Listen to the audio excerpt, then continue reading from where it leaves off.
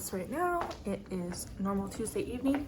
However, I am going to go to Mitsuya and pick up some bread from the bakery. I got the bread.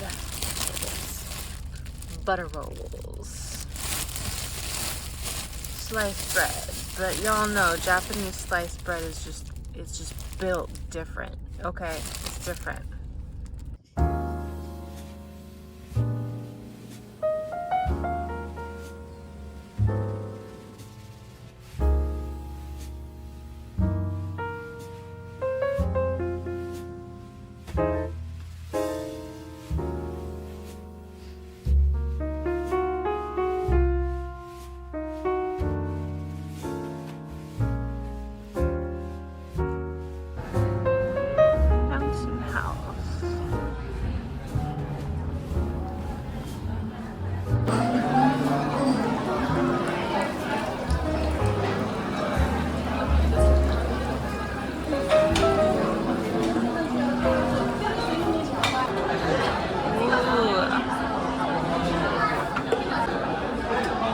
This is like the most intense mapo tofu I've ever seen. Same.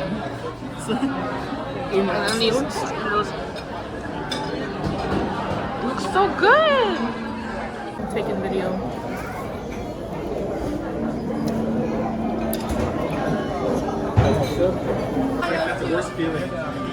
So much garlic.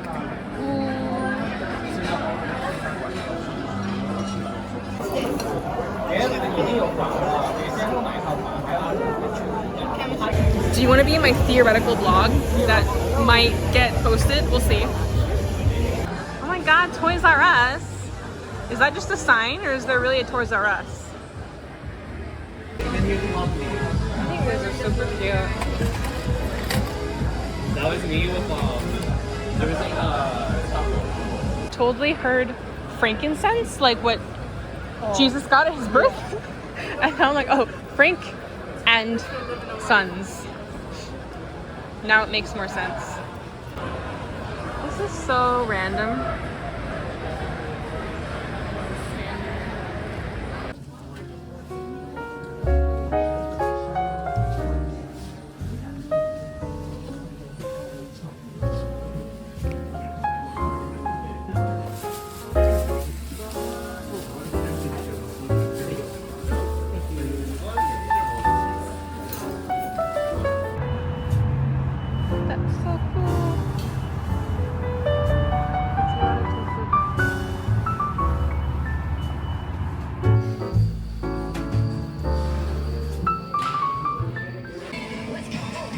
I remember seeing these like in video game centers and like not knowing what it was, and then like years later, the ultimate initial D fan. I'm gonna do this with Dragon Knights, except no one will come to my Dragon Knight cafe. Since I purchased a few new Pokemon cards at Frank and Sons yesterday, I thought it'd be fun to show you guys a little tour of my Pokemon card collection. So for the most part, these are cards that I got when I was, can't remember, I want to say between the ages of 8 and 12. So around the 1999 to 2000 something period. So they are a lot of like the OG cards I bought in the booster packs at the toy store. But in the past year-ish or so, I've started buying more cards to flesh out my collection. So just starting with this is a actual not for play use card on the front. I do love the Legendary Bird Trio a lot, which you'll see later, but let's jump into the rest. This is the first page. I have, for the most part, tried to put the Pokemon in their numerical order. There's a few outliers, but it's easiest to sort them this way. So starting with this page, I do have, of course, Bulbasaur, Charmander, Squirtle, and their evolutions. I happened to pick up a few of the Japanese ones while I was in Japan. However, I do have their English equivalents. I accidentally just messed with this. Their English equivalents underneath. So, and while in Japan, I also splurged on a Charizard card. It is slightly damaged, so I got a pretty good price on it. I'm not concerned with like the quality too much. I'm not planning to resell this for thousands of dollars. I just wanted to have Charizard in my collection.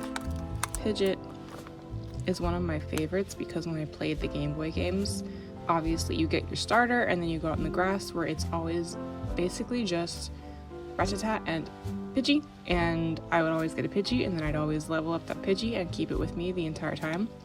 So yeah, it's like a childhood favorite. And then of course, Pikachu. I got this card in Japan and I kind of regret it because I paid like $30-ish, maybe a little less when you translate the yen to USD, but I then realized it was not actually worth that much and I had regrets. I picked up both of these yesterday for $1 each, so obviously you can tell it was not worth the $30. Also got this one yesterday, which it is the Celebrations reprint, so it's not the original Blanks Pikachu, which was part of a anniversary celebration event, but I just think that the art is really cute. I think this is one of the cutest Pikachu cards, so I wanted it for the illustration. Fun fact, this Raichu is one of the cards that's also not one of my original childhood cards, but I did have a Raichu in my childhood, and then a friend convinced me to trade it for something, and then I regretted it, and I was like, damn, I want my Raichu back. So I did purchase this later, but I had a Raichu, a different one back in the day. I have a few sections like this that are just blank because I do anticipate like adding cards, so I want to be able to move them around a little easily if I have to bump everything down one or two. So you'll see that a little bit. Ninetales is like the only shadowless card that I have. And here you can see a Wigglytuff, or Pukurin as it's called in Japanese. This is another one that I picked up in Japan.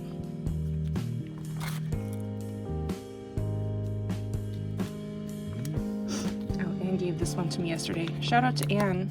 Thanks for the free paras.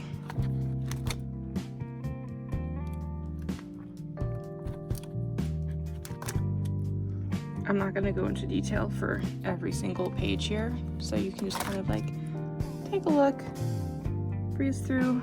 Here's the first edition Machamp that probably everyone has if they bought that beginner's pack. You know what I'm talking about. If you know, you know.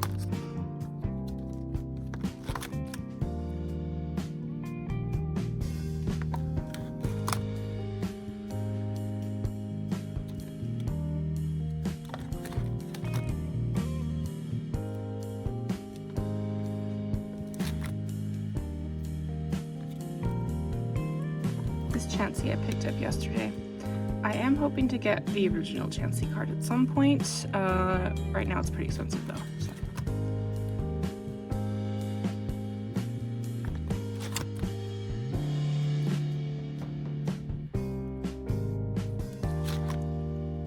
Alright, so we're at the Legendary Birds, finally. I usually tend to stay in the original, like the Jungle, the Fossil series, all the early Pokemon card releases, just because that's what I was collecting in my childhood. And I don't really know any of the new Pokemon, to be honest. I'm not interested. However, for the Legendary Birds, I do love them a lot, so I will go ahead and just get basically any version of them if I see them. So that's the one that I have most of. I really want a Blaine's Moltres. If anyone sees Blaine's Moltres out there for cheap, let me know. I want one. Here's another one I picked up in Japan.